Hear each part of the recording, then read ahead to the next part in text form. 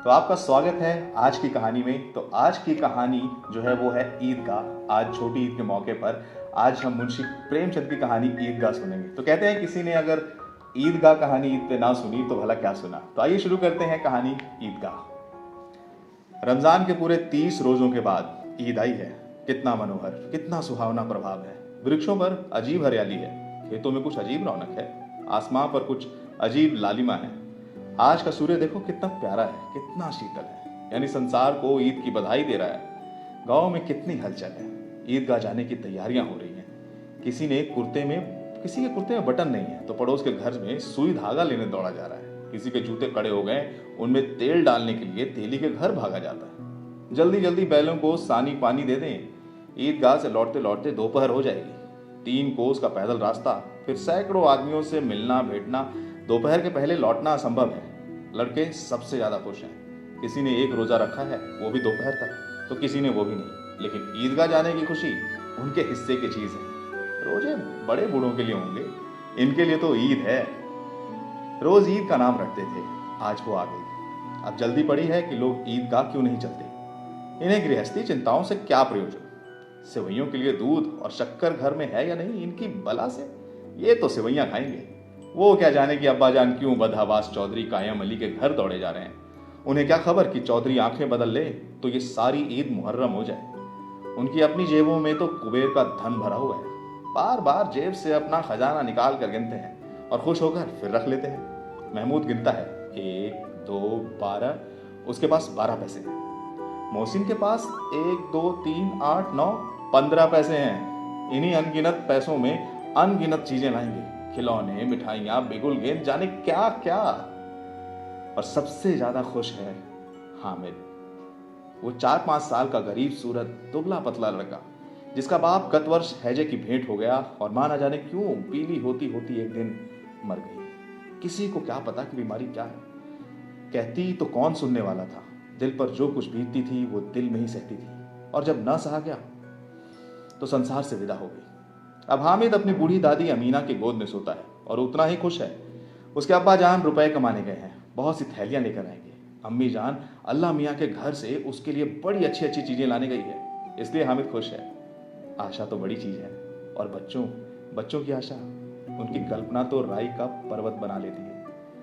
हामिद के पाँव में जूते नहीं हैं, सिर पर एक पुरानी धुरानी टोपी है जिसका गोटा काला पड़ गया है, फिर भी वो खुश है। जब उसके अब्बा जान थैलियां और अम्मी जान नियमतें लेकर आएंगी तो वह दिल से अरमान निकालेगा। तब देखेगा मोहसिन, नूरे और सम्मी कहां से उतने पैसे निकालेंगे। अब भागिन अमीना अपनी कोठरी में बैठी रो रही है। आज ईद का दिन है, उसके घर में दाना नहीं। आज आबिद होता तो क्या इसी तरह ईद आती और चली जाती। इस तरह अंधकार और निराशा में वो डूबी जा रही है। किसने बुलाया था इस निगोड़ी ईद को। इस घर में उसका काम नहीं, लेकिन हामिद, उसे किसी के मरने जीने से क्या मतलब। उसके अंदर प्रकाश है, बाहर आशा। विपत्ति अपना सारा दल बल लेकर आए, हामिद की आनंद भरी चितवन उसका विध्वंस कर दे। हामिद भीतर जाकर दादी से कहता है, तुम डरना नहीं अम्मा, मैं सबसे पहले आऊंगा, बिल्कुल ना डरना। अमीना का दिल कचोट रहा है। गांव के बच्चे अपने अपने बाप के साथ जा रहे हैं। हामिद का बाप अमीना के सिवा कौन है। उसे कैसे अकेले मेले में जाने दे। उस भीड़ भाड़ में बच्चा कहीं खो जाए तो क्या हो। नहीं, अमीना उसे यूं न जाने देगी। नन्ही सी जान, 3 कोस चलेगा कैसे, पैर में छाले पड़ जाएंगे, जूते भी तो नहीं है। वो थोड़ी दूर पर उसे गोद में ले लेती, लेकिन यहाँ सेवइयां कौन पकाएगा। पैसे होते तो लौटते लौटते सब सामग्री जमा करके चटपट बना लेती। यहाँ तो घंटे चीजें जमा करने लगेंगे। मांगे का ही तो भरोसा ठहरा। उस दिन फहीमन के कपड़े सिले थे, 8 आने पैसे मिले थे। उस अठन्नी को ईमान की तरह बचाती चली आती थी इसी ईद के लिए। लेकिन कल ग्वालन सिर पर सवार हो गई तो क्या करती। हामिद के लिए कुछ नहीं है तो 2 पैसे का दूध तो चाहिए ही। अब तो कुल 2 आने पैसे बच रहे हैं। 3 पैसे हामिद की जेब में, 5 अमीना के बटुए में। यही तो बिसात है ईद का त्योहार। अल्लाह ही बेड़ा पार लगाए। धोबन और नाइन और मेहतराइन और चुड़िहारिन सभी तो आएंगी। सभी को सेवइयां चाहिए, और थोड़ी किसी को आंखों नहीं लगता। किस किस के मुंह में चुराएगी। और मुंह क्यों चुराए। साल भर का त्योहार है, जिंदगी खैरियत से रहे, उनकी तकदीर भी तो उसी के साथ। बच्चे को खुदा सलामत रखे, ये दिन भी कट जाएंगे। गांव से मेला चला और बच्चों के साथ हामिद भी जा रहा था। कभी सब के सब दौड़ कर आगे निकल जाते, पर किसी पेड़ के नीचे खड़े होकर साथ वालों का इंतजार करते। ये लोग क्यों इतना धीरे चल रहे हैं? हामिद के पैरों में तो जैसे पर लग गए थे। वो कभी थक सकता है? शहर का दामन आ गया। सड़क के दोनों ओर अमीरों के बगीचे हैं, पक्की चारदीवारी है। पेड़ों में आम और लीचियां लगी हुई हैं। कभी कभी कोई लड़का कंकड़ी उठाकर आम पर निशाना लगाता है। माली अंदर से गाली देता हुआ निकलता है। लड़के वहां से एक फलांग पर है, खूब हंस रहे हैं। माली को कैसा उल्लू बनाया है। बड़ी बड़ी इमारतें आने लगी। ये अदालत है, वो कॉलेज है, ये क्लब घर है। इतने बड़े कॉलेज में कितने लड़के पढ़ते होंगे? अरे सब लड़के नहीं हैं जी, बड़े बड़े आदमी हैं। सच, उनकी बड़ी बड़ी मूछें हैं। इतने बड़े हो गए, अभी तक पढ़ते जाते हैं। ना जाने कब तक पढ़ेंगे और क्या करेंगे इतना पढ़कर। हामिद के मदरसे में तो 2-3 बड़े लड़के हैं, बिल्कुल 3 कौड़ी के, रोज मार खाते हैं, काम से जी चुराने वाले। इस जगह भी उसी तरह के लोग होंगे और क्या। क्लब घर में जादू होता है, सुना है। यहाँ मुर्दों की खोपड़ियां दौड़ती हैं और बड़े बड़े तमाशे होते हैं, पर किसी को अंदर जाने नहीं देते। और वहाँ शाम को साहब लोग खेलते हैं, बड़े बड़े आदमी खेलते हैं, मूंछों दाढ़ी वाले। और मेमे भी खेलती हैं। सच, हमारी अम्मा को ये दे दो, क्या नाम है, बैट, तो उसे पकड़ भी ना सके, घुमाते ही लुढ़क जाएंगी। महमूद ने कहा, हमारी अम्मी जान का तो हाथ कांपने लगे, अल्लाह कसम। मोहसिन बोला, चलो मानो आटा पीस डालती हैं, जरा सा बैट पकड़ लेंगी तो क्या हाथ कांपने लगेंगे? सैकड़ों घड़े पानी रोज निकालती हैं, 5 घड़े तो तेरी भैंस पी जाती है। किसी मेम को 1 घड़ा पानी भरना पड़े तो आंखों तक अंधेरा आ जाए। महमूद, लेकिन दौड़ती तो नहीं ना, उछल कूद तो नहीं कर सकती। मोहसिन, हाँ, उछल कूद तो नहीं कर सकती, लेकिन उस दिन मेरी गाय खुल गई थी और चौधरी के खेत में जा पड़ी। अम्मा इतना तेज दौड़ी कि मैं उन्हें ना पा सका। हाँ सच। आगे चले, हलवाइयों की दुकानें शुरू हुई। आज खूब सजी हुई थी। इतनी मिठाइयाँ कौन खाता है? देखो ना, एक दुकान पर मनो होंगी। सुना है रात को जिन्नात आकर खरीद लेते हैं। अब्बा कहते थे कि आधी रात को एक आदमी हर दुकान पर जाता है और जितना माल बचा होता है सब तुलवा लेता है और सचमुच के रुपए देता है। बिल्कुल ऐसे ही रुपए। हामिद को यकीन न आया, ऐसे रुपए जिन्नात को कहाँ से मिल जाएंगी? मोहसिन ने कहा, जिन्नात को रुपए की कमी है क्या? जिस खजाने में चाहे चला जाए, लोहे के दरवाजे तक उसे नहीं रोक सकते जनाब। आप हैं किस फेर में? हीरे जवाहरात तक तो उसके पास रहते हैं। जिससे खुश हो जाए उसे टोकरों जवाहरात दे दिए। अभी यहीं बैठे हैं, 5 मिनट में कलकत्ता पहुंच जाए। हामिद ने फिर पूछा, जिन्नात बहुत बड़े होते हैं?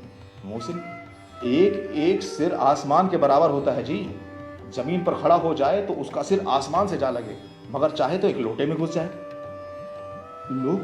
लोग उन्हें कैसे खुश करते होंगे? कोई मुझे ये मंत्र बता दो, एक जिनको मैं भी खुश कर लूं। मोहसिन, अब ये तो ना जानता, लेकिन चौधरी साहब के काबू में बहुत से जिन्नात हैं। कोई चीज चोरी हो जाए, चौधरी साहब उसका पता लगा देंगे और चोर का नाम बता देंगे। जुमराती का बचवा उस दिन खो गया था, 3 दिन हैरान हुए, कहीं ना मिला। तब जाकर झक मारकर चौधरी के पास गया। चौधरी ने तुरंत बता दिया कि मवेशी खाने में है, वही मिला। जिन्नात आकर उन्हें सारे जहान की खबर दे जाते हैं। अब उसकी समझ में आ गया कि चौधरी के पास इतना धन है और क्यों उनका इतना सम्मान है। अब बस्ती घनी होने लगी। ईदगाह जाने वाले की टोलियां नजर आने लगी। एक से एक भड़कीले वस्त्र पहने हुए, कोई इक्के तांगे पर सवार, कोई मोटर पर, सभी इत्र में बसे। सभी के दिलों में उमंग।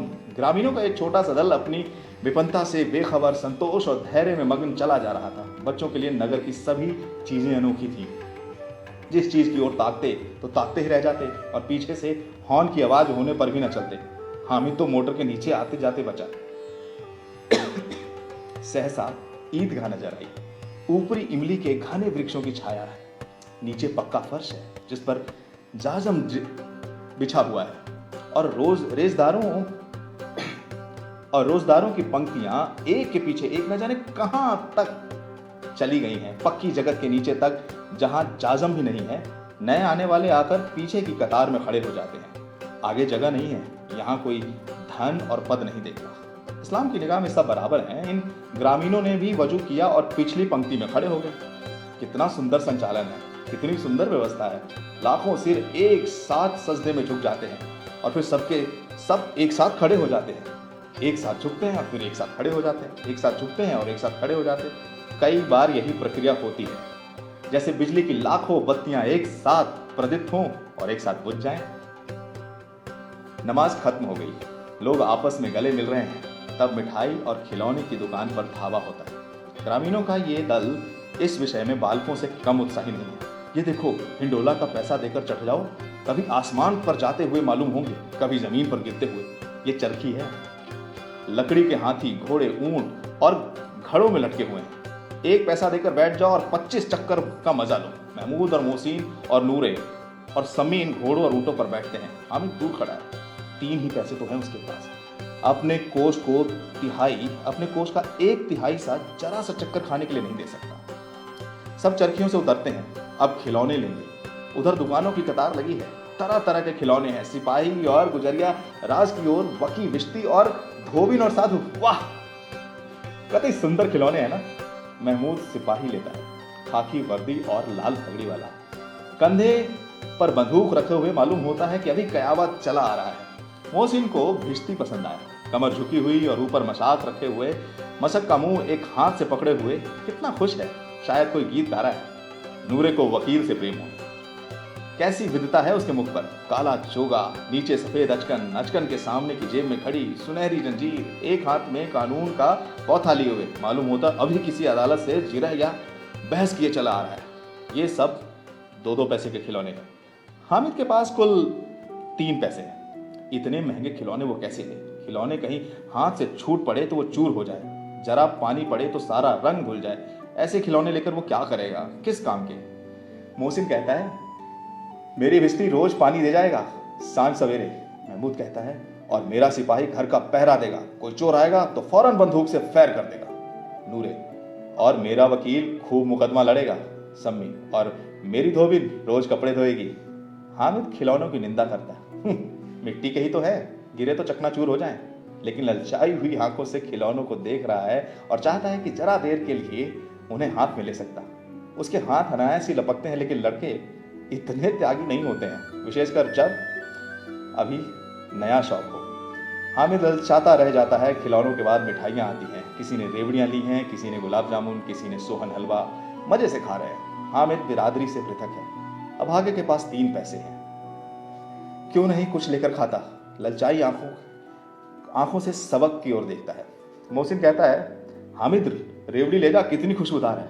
हामिद को संदेह हुआ, यह केवल क्रूर विनोद से ही मोहसिन इतना उदार नहीं है, लेकिन यह जानकर भी वो उसके पास जाता है। मोहसिन दोने से एक रेवड़ी निकालकर हामिद की ओर बढ़ाता है। हामिद हाथ फैलाता है, मोहसिन रेवड़ी अपने मुंह में रख लेता है।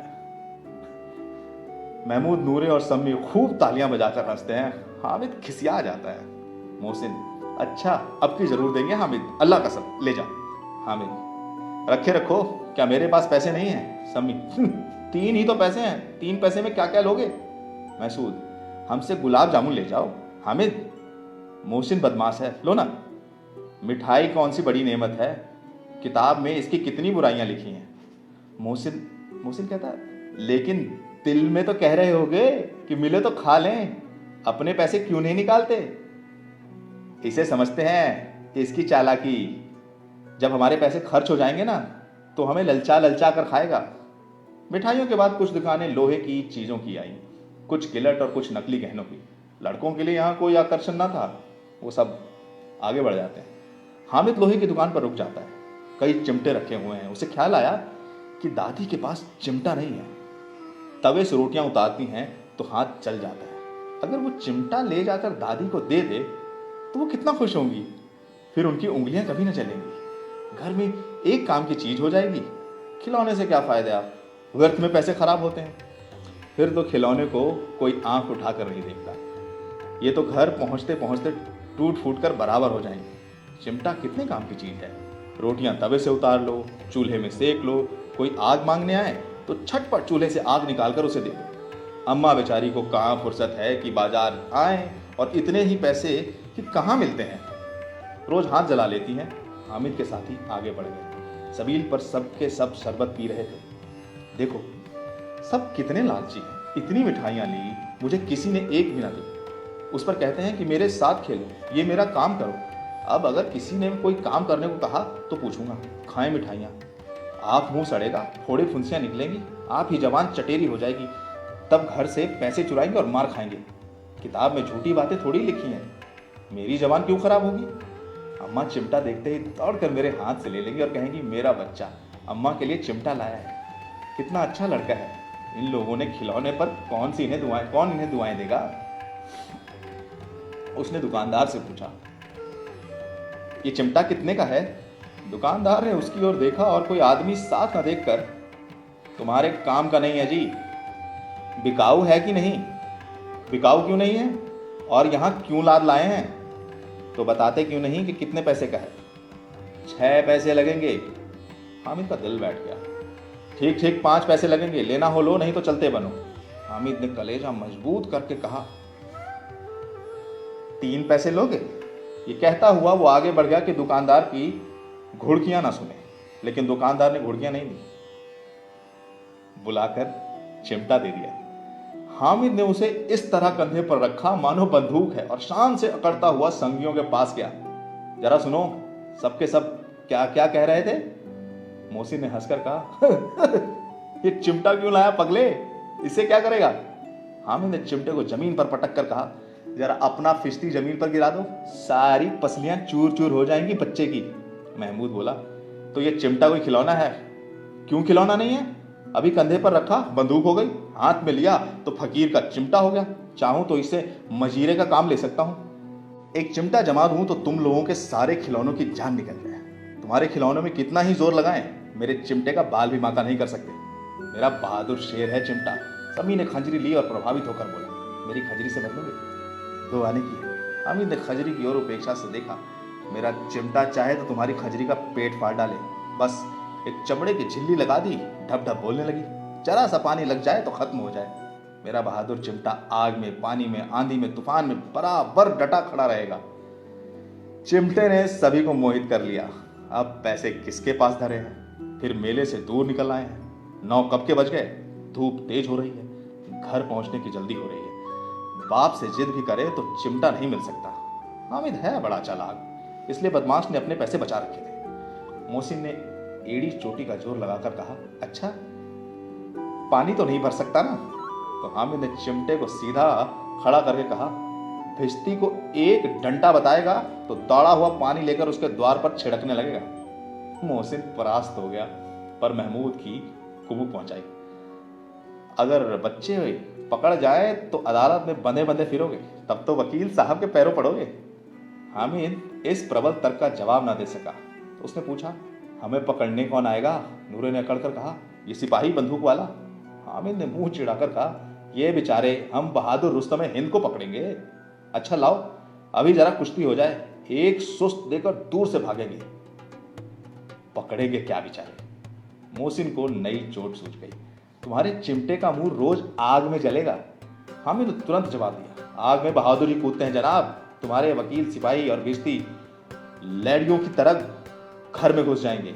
आग में वो काम है जो ये रुस्तम हिंद ही कर सकता है। महमूद ने एक जोर और लगाया, वकील साहब कुर्सी मेज पर बैठेंगे, तुम्हारा चिमटा तो बावर्ची खाने में जमीन पर पड़ा रहने के सिवाय और क्या कर सकता है? इस तर्क ने सम्मी और नूरे को भी सजी कर दिया। कितने ठिकाने की बात कही है पट्टे ने, चिमटा बावर्ची खाने में पड़ा रहने के सिवा और क्या कर सकता है? हामिद को कोई फड़कता हुआ जवाब न सूझा, तो उसने धांधली शुरू की, मेरा चिमटा बावर्ची खाने में नहीं रहेगा। वकील साहब कुर्सी पर बैठेंगे तो जाकर उन्हें जमीन पर पटक देगा और उनका कानून उनके पेट में डाल देगा। बात कुछ बनी नहीं, खाली थोड़ा मस्ती हो गई, लेकिन कानून को पेट में डालने वाली बात छा गई। मोहसिन ने कहा, जरा अपना चिमटा दो, हम भी देखें। तुम हमारा भिश्ती लेकर देखो। महमूद और नूरे ने भी अपने अपने खिलौने पेश किए। हामिद को इन शर्तों को मानने में कोई आपत्ति न थी। चिमटा बारी बारी सबके हाथ में गया और उनके खिलौने बारी बारी हामिद के हाथ में आए। कितने खूबसूरत खिलौने हैं। हामिद ने हारने वालों के आंसू पोंछे। मैं तुम्हें चिढ़ा रहा था, सच, ये चिमटा भला इन खिलौनों की क्या बराबरी करेगा? मालूम होता है, अब बोले कि तब बोले, कितने अच्छे खिलौने हैं। मोहसिन, लेकिन इन खिलौनों के लिए कोई हमें दुआ न देगा? महमूद, दुआ के लिए फिरते हो, उल्टे मार न पड़े। अम्मा जरूर कहेंगी कि मेले में यही मिट्टी के खिलौने मिले। हामिद को स्वीकार करना पड़ा कि खिलौनों को देखकर किसी की माँ इतनी खुश ना होगी जितनी दादी चिमटे को देखकर होगी। 3 पैसों ही में तो उसे सब कुछ करना था और उन पैसों के इस उपायों पर पछतावे की बिल्कुल जरूरत न थी। फिर अब तो चिमटा रुस्तमे हिंद है और सभी खिलौनों का बादशाह। रास्ते में महमूद को भूख लगी, उसके बाप ने केले खाने को दिए। महमूद ने केवल हामिद को साझी बनाया, उसके अन्य मित्र मुंह ताकते रह गए। ये उस चिमटे का प्रसाद था। 11 बजे गांव में हलचल मच गई। मेले वाले आ गए हैं। मोहसिन की छोटी बहन दौड़कर भिश्ती उसके हाथ से छीन लिया और मारे खुशी के जा उछली तो मियां भिश्ती नीचे आ गिरे और सुरलोक सिधारे। इस पर भाई बहन में मारपीट हुई, दोनों खूब रोई। उसकी अम्मा ये शोर सुनकर बिगड़ी और दोनों को ऊपर से 2-2 चांटे और लगाए। मियां नूरे के वकील का अंत उनके प्रतिष्ठा अनुकूल इससे ज्यादा गौरवमय हुआ। वकील जमीन पर या ताक पर तो नहीं बैठ सकता, उसकी मर्यादा का विचार तो करना ही होगा। दीवार में खूंटियां गाड़ी गई, उन पर लकड़ी का एक पटरा रखा गया, पटरे पर कागज का कालीन बिछाया गया। वकील साहब राजा भोज की भांति सिंहासन पर विराजे। नूरे ने उन्हें पंखा झेलना शुरू किया। अदालत में खर की टट्टियां और बिजली के पंखे रहते हैं ना, तो क्या ये मामूली पंखा भी ना हो? कानून की गर्मी दिमाग पर चढ़ जाती है। बांस कांपसा आया और नूरे ने हवा करने की लगे, मालूम नहीं पंखे की हवा से या यूं कहें पंखे की चोट से वकील साहब स्वर्गलोक से मृत्युलोक आ गए और उनका माटी का चोला माटी में मिल गया। फिर बड़े जोर शोर से मातम हुआ और वकील साहब की अस्थियां धूरे पे डाल दी गई। अब रहा महमूद का सिपाही, उसे चटपट गांव का पहरा देने का चार्ज मिल गया। लेकिन पुलिस का सिपाही कोई साधारण व्यक्ति तो नहीं जो पैरों पर चले, वो पालकी पर चलेगा। एक टोकरी आई, उसमें कुछ लाल रंग के फटे पुराने चिथड़े बिछाए गए जिसमें सिपाही साहब आराम से लेटे। नूरे ने यह टोकरी उठाई और अपने द्वार पर चक्कर काटने लगा। उसके दोनों छोटे भाई सिपाही की तरह छोने वाले जागते रहो पुकारते चलते हैं, मगर रात तो अंधेरी होनी चाहिए। नूरे को ठोकर लग जाती है, टोकरी हाथ से छूटकर गिर पड़ती है और मियां सिपाही अपनी बंदूक लिए जमीन पर आ जाते हैं और उनकी एक टांग में थोड़ा विकार आ जाता है। महमूद को आज ज्ञात हुआ कि वो अच्छा डॉक्टर है। उसको ऐसा मरहम मिल गया कि जिससे वो टूटी टांग को आनन फानन में जोड़ सकता है। केवल गूलर का दूध चाहिए, गूलर का दूध आता है, टांग जवाब दे देती है। शल्य क्रिया असफल हुई तब उसकी दूसरी टांग भी तोड़ दी जाती है। अब कम से कम वो एक जगह आराम से बैठ तो सकेगा। एक टांग से तो ना चल सकता है ना बैठ सकता है। वो अब सिपाही सन्यासी हो गया, अपनी जगह बैठा बैठा पहरा देता है, कभी कभी देवता भी बन जाता है। उसके सिर पर झालरदार सापा खुरच दिया गया है। अब उसका जितना रूपांतर चाहे कर सकते हैं। कभी कभी तो उससे बाट का काम भी लिया जाता है। अब मियां हामिद का हाल सुनिए। अमीना उसकी आवाज सुनते ही दौड़ी और उसे गोद में उठाकर प्यार करने लगी। सहसा उसके हाथ में चिमटा देखकर वो चौंकी। ये चिमटा कहां था? मैंने मोल लिया है। क्या पैसे में? 3 पैसे में। अमीना ने छाती पीट ली। ये कैसा बेसमझ लड़का है कि दोपहर हुआ, कुछ खाया न पिया, लाया क्या चिमटा? सारे मेले में तुझे कोई और चीज न मिली जो ये लोहे का चिमटा उठा लाया? हामिद ने अपराधी भाव से कहा, तुम्हारी उंगलियां तवे से जल जाती थी इसलिए मैंने इसे लिया। बुढ़िया का क्रोध तुरंत स्नेह में बदल गया। ये मूक स्नेह था, खूब ठोस रस और स्वाद से भरा हुआ। बच्चे में कितना त्याग, कितना सद्भाव और कितना विवेक है। दूसरों को खिलौना लेते और मिठाई खाते देखकर इसका मन कितना ललचाया होगा। इतना जब्त इससे कैसे हुआ? वहां भी इसने अपनी बुढ़िया दादी की याद बना के रखी। अमीना का मन गदगद हो गया। और अब एक बड़ी विचित्र बात हुई। हामिद के इस चिमटे से भी विचित्र। बच्चे हामिद ने बूढ़े हामिद का पाठ खेला था। बुढ़िया अमीना बालिका अमीना बन गई। वो रोने लगी, दामन फैलाकर हामिद को दुआएं देती जाती थी और आंसू की बड़ी बड़ी बूंदें गिराती जाती थी। हामिद इसका रहस्य क्या समझता? तो ये थी कहानी ईदगाह, लिखा था मुंशी प्रेमचंद ने। तो आपको ये कहानी कैसी लगी नीचे कमेंट बॉक्स में लिख के तुरंत बताइएगा। और हाँ, अगर ये आप फेसबुक पर देख रहे हैं तो मेरे पेज को लाइक करिएगा। आप यूट्यूब पर सुन रहे हैं या देख रहे हैं तो हमें सब्सक्राइब करिए और बेल आइकन को जरूर दबाइएगा ताकि नेक्स्ट अपलोड हम जब भी करें तो आप तक इंफॉर्मेशन सबसे पहले पहुंचे। Thank you so much.